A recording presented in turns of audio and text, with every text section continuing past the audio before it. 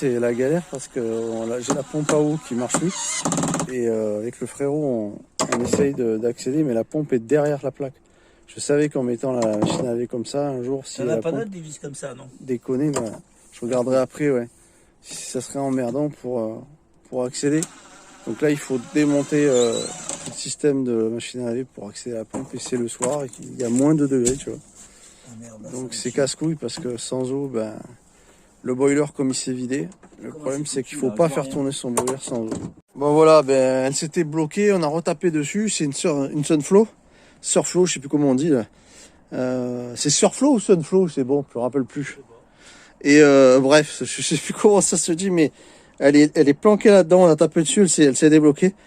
Donc je vais tester toute la nuit pour voir si elle fonctionne, la douche, tout ça.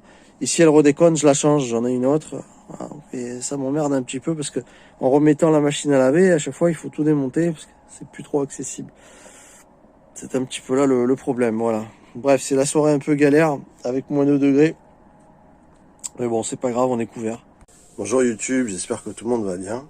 C'est effectivement Good Morning YouTube ce matin. Je vais aujourd'hui pas mal bricoler.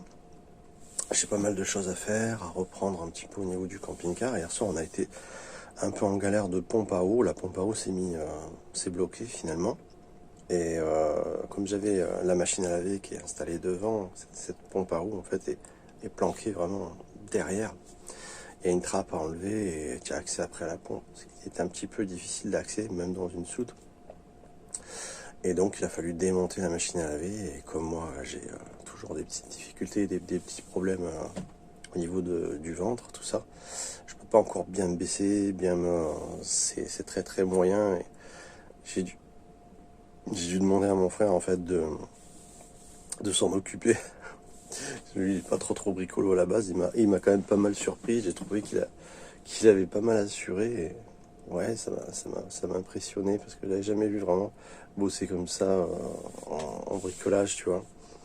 Et il s'est donné beaucoup de mal. Il en a chié parce que c'était pas trop facile. C'est vrai que dans la soute, c'est plutôt compliqué pour pouvoir dévisser tout ça. Enfin, c'est un peu ric-rac. Donc finalement, on a tapé dessus, on a pu la débloquer.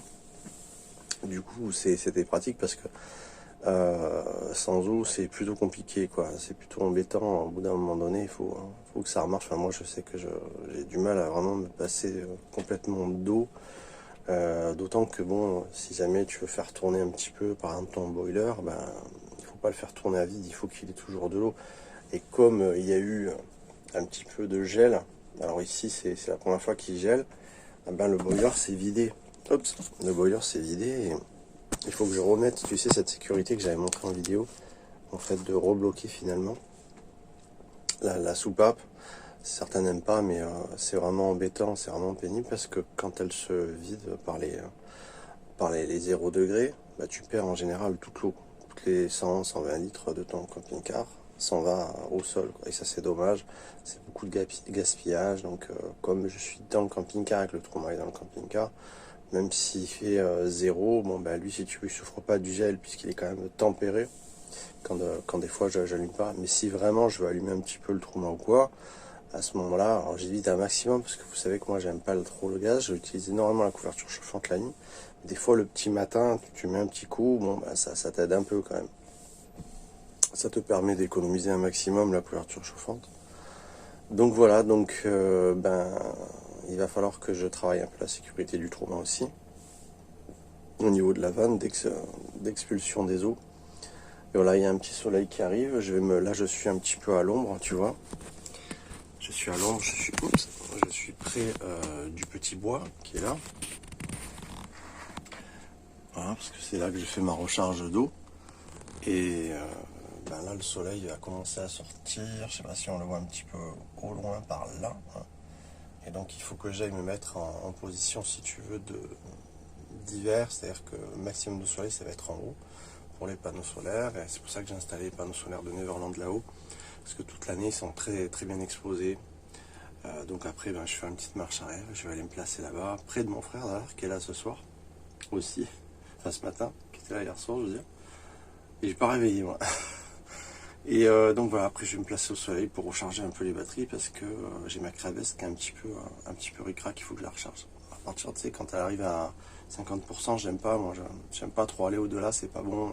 Conserver la vie de ses batteries, c'est faire attention à pas trop les décharger à moitié au-delà, quoi. Je trouve que c'est mieux. Donc voilà, donc on va finir ce petit déjeuner tranquillement.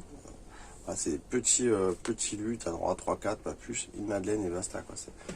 Voilà, pas de sucre, enfin il y en a un peu dans les gâteaux, mais dans les madeleines, mais voilà, pas de rajout de sucre, de trucs comme ça.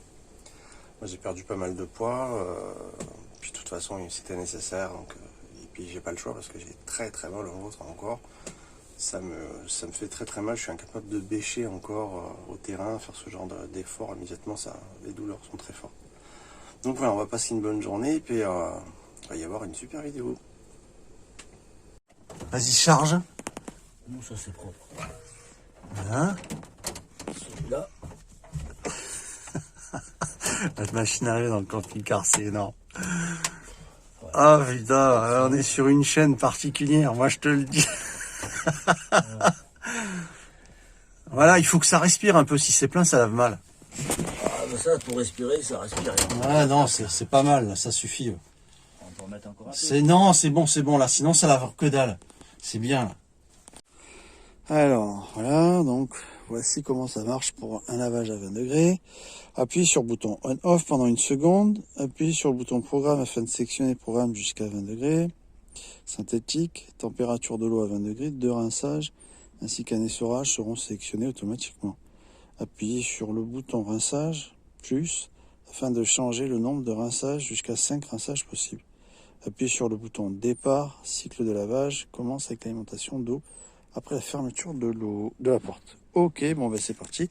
On va tester. Putain, c'est le why dans cette soute.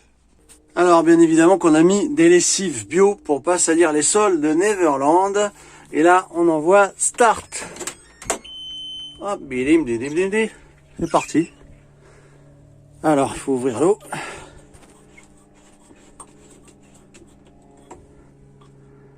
Voilà, l'eau est ouverte. Voilà, le tir de l'eau progressivement. Ok, on entend la pompe qui s'est mise en marche. On entend qu'elle charge l'eau. Alors j'ai coupé le cordon parce que c'était visiblement trop long et elle avait vraiment du mal à prendre l'eau. Donc je conseille de couper au maximum l'arrivée d'eau, hein, le petit tuyau qui est là. Voilà, là elle commence à faire son boulot. Elle charge bien l'eau. Voilà. Donc elle est alimentée par le convertisseur, ok. Donc tu vois, on entend la pompe qui remplit la machine à laver. Donc le convertisseur est en fonction et c'est lui qui donne l'alimentation des 500 watts pour faire fonctionner la machine à laver. Et là, comme on fait une machine à 20 degrés, bon ben ça va pas consommer énormément d'énergie. Voilà.